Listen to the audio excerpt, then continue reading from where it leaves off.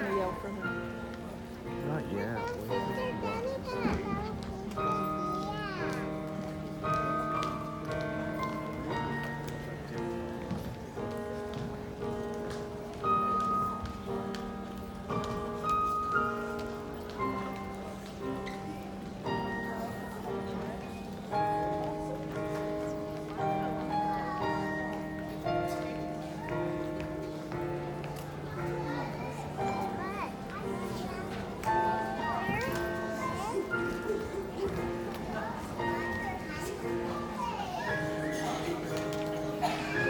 Here.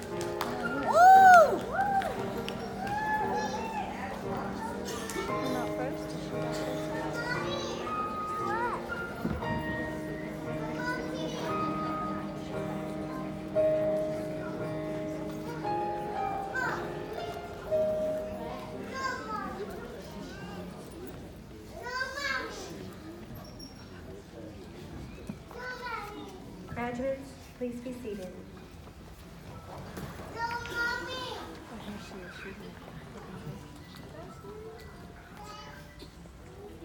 Good afternoon. I'd like to welcome you today to this graduation ceremony for the class of 2018 for Richard Milburn Academy.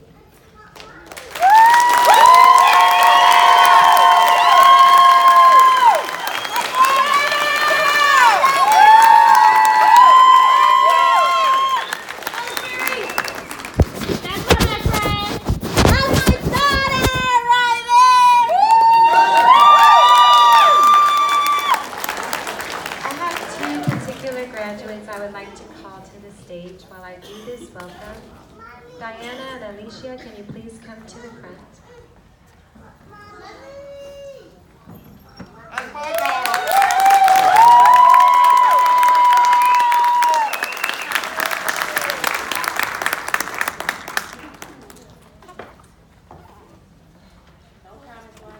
gonna have to. So I thought about nevers. And you should never say never. Never wear patent leather after Memorial Day. Never say you're not going to be the director again, I'm going to tell you that. And never say it's not going to happen. Because these two ladies, they came back after several years and completed their requirements to become graduates today. And I'm so proud of them.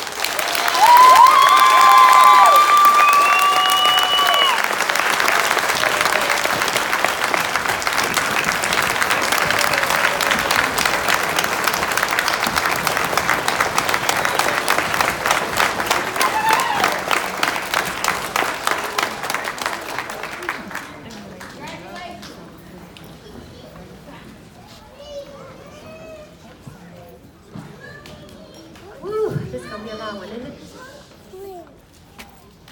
Well, thank you for coming today. Can we please stand and remove your hats for the Pledge of Allegiance?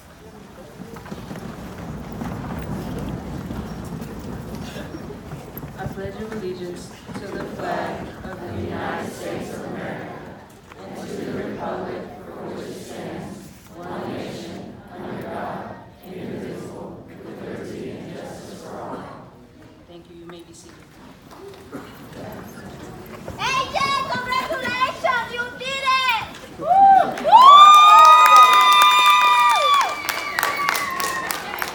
Now, you know we're known for our very quick, very fast, very fabulous graduations.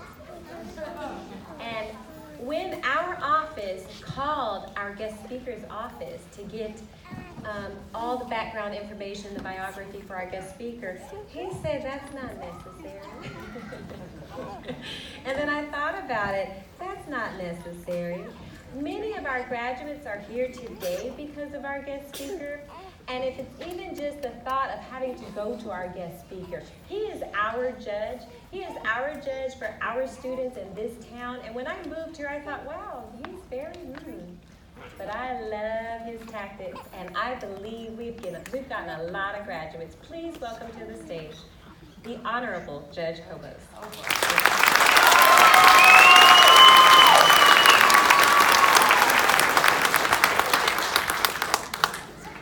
Good afternoon. What a fantastic day, isn't it? Especially for some of you parents out there. You know the best gift that you can give your graduate at U-Haul, they sell these boxes. In a pack, different sizes. That's what I gave my two sons. They said, "What's that, Dad?" And I said, "So you can fill them up and leave." I tell you what, today is just a joyous day for many of you, and parents and friends and relatives and Richard Milburn staff and teachers and Ms. White, and especially the graduates, 2018 graduates. You know, when I think of 2018, I graduated 44 years ago, and I thought, man, that's a long time. When I was in school, when we talked about the 2000 years, that was so far in the future that it was unable to grasp in our mind, and here we are. You know, they taught us that back then that we were all going to be flying around in cars. Thank God that hadn't happened yet. I've been a judge for 22 years, and I'll tell you, it's one of the most rewarding positions I've ever had. And you get to see the best and absolutely the worst of society. And it is opportunities like this and times like this that we get to see the best. And it kind of rejuvenates somebody like myself to see the good in society. You know, and also being a judge, it's not always bad. You know, I'd like to tell you a couple of little judicial stories, a little funny stories that happen along the way. It's not always serious. But I had a young man come before me when he was 15 years old. I'm the truancy judge. And first, when I came to speak today, I looked up and I saw all the chairs behind me, all the graduates, and I looked at them to think, how many of you have been in my court? And am I comfortable for them being at my back? Get your hand out of there, please. Had a young man come, he was 15 years old, had a hard time graduating, and I had just gotten through with truancy court one day. And myself and my case manager, Mr. James Henry, were sitting there going over the day's events and what had happened and what we should do with some of the young people that came to court. And this young man came in, and he been working in the oil field, believe it or not, in Midland, Texas. And he approached, and I recognized him, and by this time he was 25 years old. And he says, "Judge, I need my driver's license back." Because that's one of the things that I can do, is I can take your driver's license away. And sometimes that punishment to a young person is like pulling out everybody's teeth. So he was laying his case for why he needed his driver's license, and I asked him, "Did you graduate from high school?" "No." "Did you get a GED?" "No." He said, "But I got a wife and 3 kids, and I need my driver's license back." So I'm getting on to him pretty heavily about the importance of an education. And he stops me. I could tell he was getting a little angry with me, which a lot of young people do. And he said, "Wait a minute, Judge, who do you think I am? Frankenstein?" And I stopped for a minute with this puzzled look on my face. I looked at Mr. Henry and said, "Frankenstein?" He said, "Yeah, the smart dude." And I said, "No, that's Einstein." And if you'd have gone to school, you'd know that. And he says, "Oh, yeah." I did give him his driver's license back. Another story, it's a true story, but it's not my story. It's what I've heard, but it is a true story. There was a individual in Austin, Texas that had robbed this convenience store. And he shot the clerk 5 times. Little old man, owner of this mom and pop little convenience store. And they eventually caught him, and he was up for trial and was convicted. And the judge in the case, I don't even remember his name, but he kind of had a voice like that, and he wore his little reading glasses down here, and he pronounced sentence, and he asked the defendant, he said, "Do you have anything you want to tell the court?" And the defendant said, "Your Honor, I can't do 400 years. And the judge said, "Well, just do the best you can. Nobody gonna blame you if you don't make it." We do have those lollipop moments sometimes in court, and they're fun and they keep us going. But thank you for being here to participate in this monumental event in your student's life. You know, I believe that an education is one of the most important things that we can do for ourselves. The more educated we are, the better quality of life that we can expect. And education actually means that you can recognize opportunity and then be in a position to take advantage of that opportunity. And I will wish you luck, but not by the definition that you are accustomed to. In a traditional definition of luck, it's when things just happen. And I don't believe in that. I believe that things happen for a reason. And I believe that we can make things happen in our lives that we want them to happen. My definition of the word luck is when preparation meets opportunity. If we're not prepared, then we see opportunity flying by. It's kind of like cars on the interstate. We stand on the sideline and we see opportunities whizzing east and west, back and forth. And we wish we could catch a ride. But if we're not prepared, we can't take advantage of that opportunity. So, good luck. I congratulate you. You've just proven to yourself that you can accomplish success. School is just more than reading, writing, and arithmetic, as they say. It teaches us little life lessons that we don't realize at the time. You know, being on time, meeting demands of our teachers. You know, the bosses we're going to have in life are kind of like teachers. And if we've learned these little things in school, then we can certainly be successful then. And accomplishing these small goals every day, the totality of it is what happens today. You graduate. Congratulations to the parents. I bet you're breathing a sigh of relief today. Woo, finally. Congratulations to the staff of Richard Milburn, to the teachers. You know, Richard Milburn, I am thankful for the blessing that Richard Milburn Academy plays in our community. I dare say that many of the graduates today probably wouldn't be graduating had not be for the Richard Milburn Academy and their huge, huge heart. And so, let's give them some love.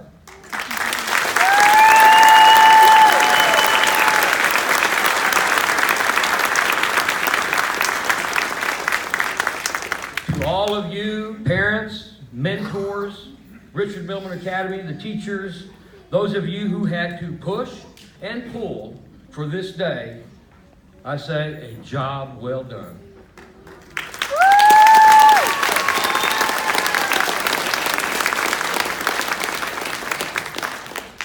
Now, at this point, you may be thinking, all right, I'm done. Guess what? It's just beginning. You're entering into a different phase of life, and you're excited, and as well you should be. You're moving into the independent life, the life of becoming an adult. You're beginning to ask yourself, who am I, and what am I supposed to be doing? I remember those same thoughts as I graduated from high school 44 years ago.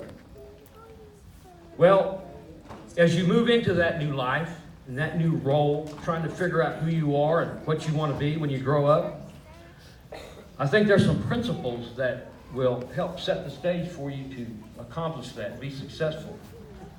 I think this is a critical time in your life. Because when I first moved out of the house, I thought, woohoo, no supervision. I can stay up all night, eat what I want, do what I want without any supervision. And sometimes that's a little dangerous. A little freedom's a little dangerous.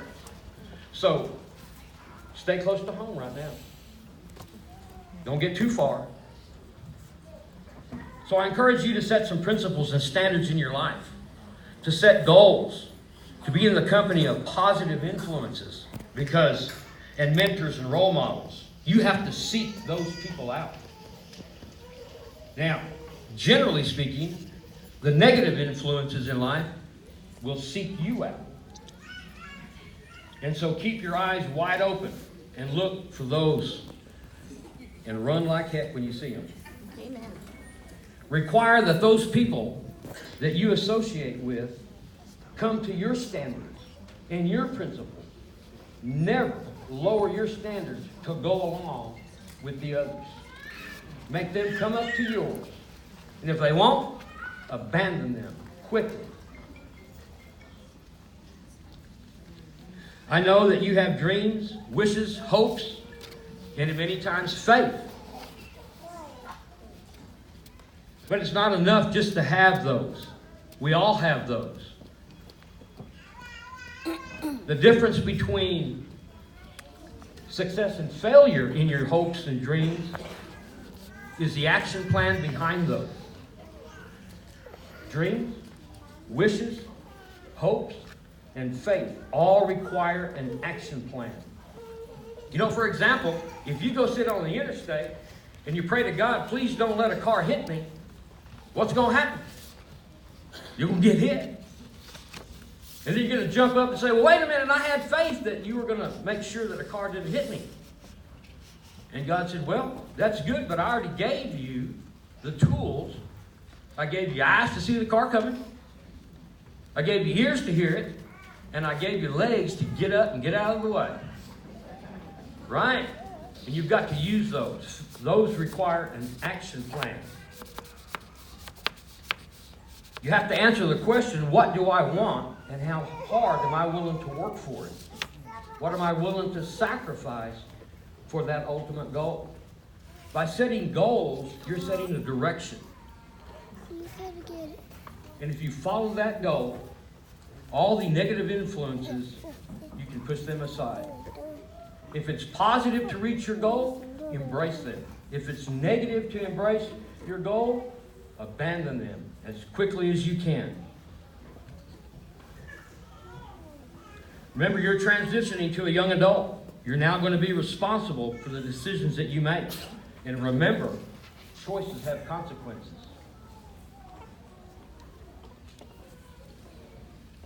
People in life have difficulty because they don't think about the end result.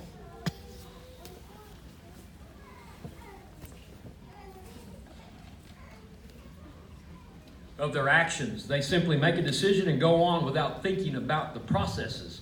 What's the worst that can happen? Do I give myself an escape route from this decision that I've made? Learning how to make good decisions is just that. It's learning. Nobody is born with the ability to make good decisions without going through this process. And it is a process, and I encourage you at all costs. At rarely will you have to make a life or death decision right now in your life. You have time to weigh decisions, to ask those that you trust, to listen to their advice, to seek the advice of many, to lay out the pros and the cons of the decisions, and then make a decision. Knowing the end result or anticipating that end result will help you be more successful. And every time we all fall down, that's going to give us the ability to get up, brush ourselves off, and go again. We're going to learn more from those little failures than we do for all the successes in life.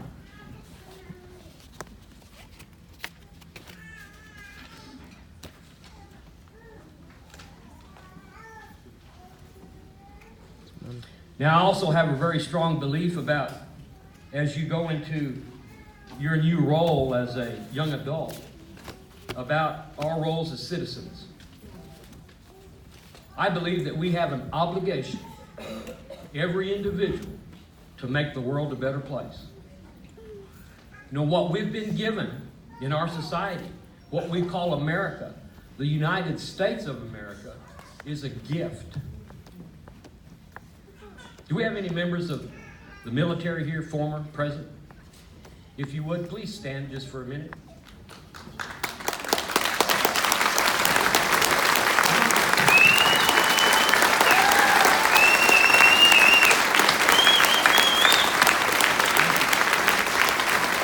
Thank you all very much for your service. And you are one of the people that give us this gift. You know, I think we take for granted because it was so long ago, 1775, 1776. We take for granted when those individuals, and we know the ones, we know the ones by name, George Washington, Thomas Jefferson, all those, but think of the millions of individuals that will never know their name, that have died, have shed their blood on the dirt we call America to give us this opportunity. And by virtue of that, I believe we have an obligation. And at that time, all they were fighting for was a vision. We are the reality of that vision. We live it every day. And I think we need to understand, and you need to understand, going into your role, the importance of being a good citizen. To participate in this thing we call democracy. To register to vote and vote. To go to jury duty when you're called. So I tell you what, jury duty's like the top 10 best things to do, isn't it? Right next to going to a dentist, and no offense to the dentist in the room. But we have obligations. We have obligations. We have an obligation to make the world a better place. To be the best that we can be individually. And exercising our role in democracy. The gift we've been given is the gift of liberty and freedom. We are only limited by self-imposed limitations. You can do whatever you want. Period. What do you want, and how hard are you willing to work for it?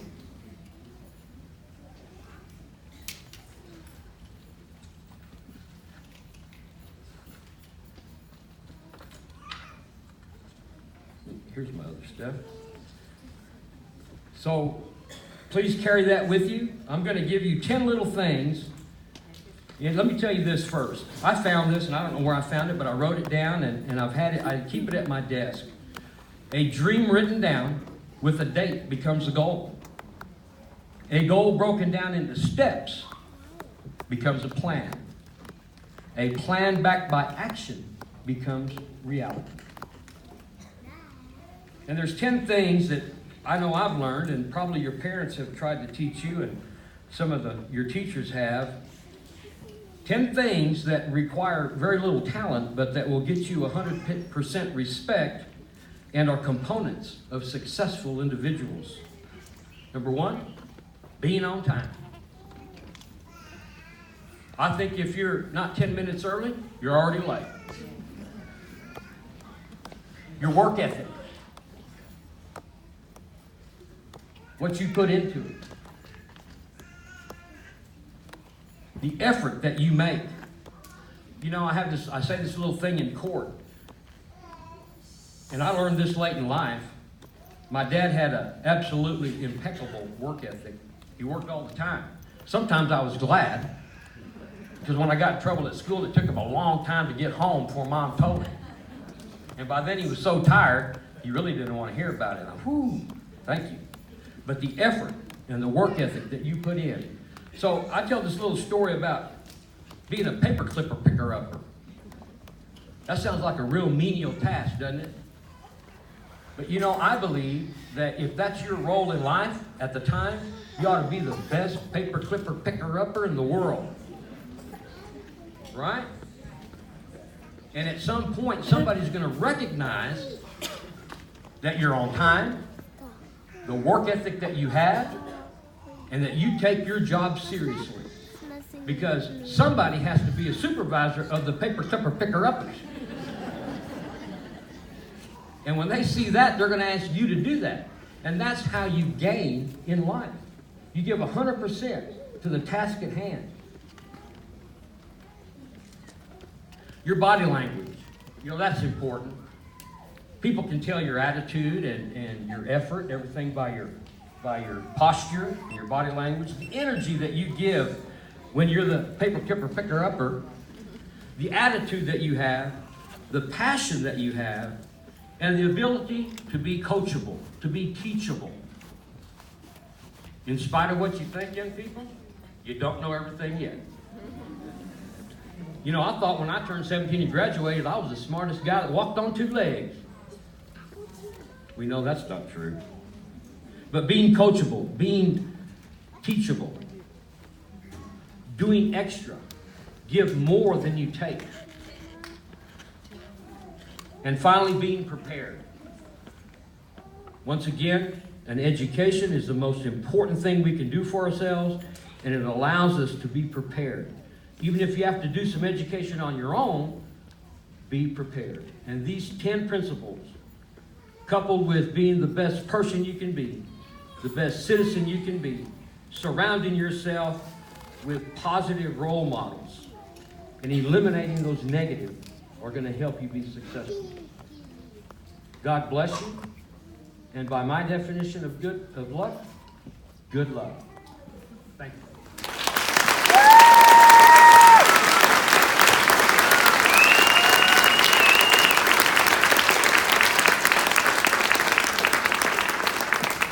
That was lovely, and I think that's what I am, the paper clipper, picker upper, often person.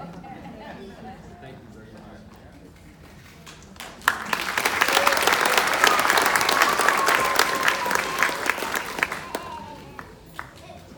I can't even say it. Paper clipper, picker upper. Thank you. That was great, because that is true. It's how much you put into it, your attitude, being on time.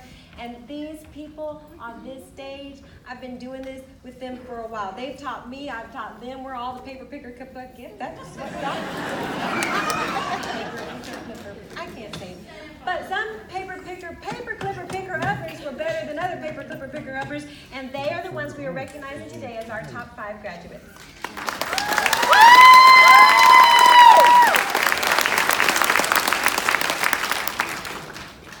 And boy, do they deserve it. I tell you, because some paper clipper uppers are rough on me. They are rough on me. So please let me just call Angela Alvarez to the front.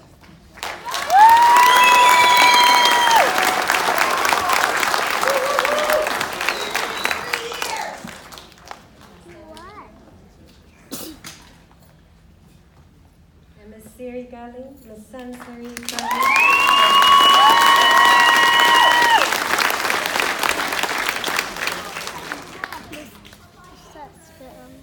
Some of them were harder than others. Emily Hansen.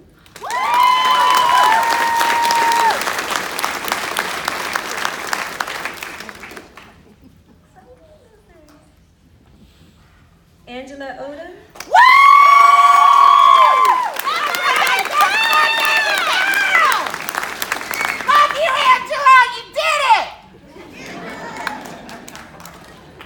And Vicente Rivera.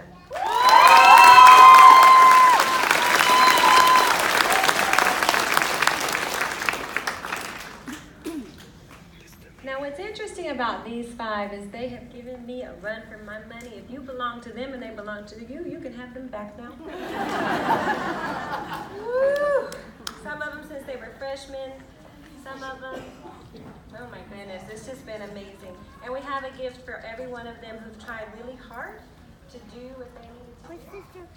How about right here?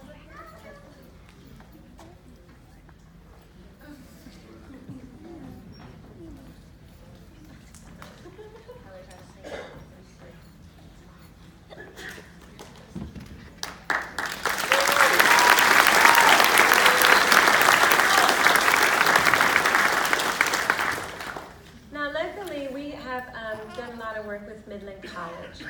And what happens with the top 5 is eventually there's a top 4, and there's a top 3, and there's a top 2, and there's a top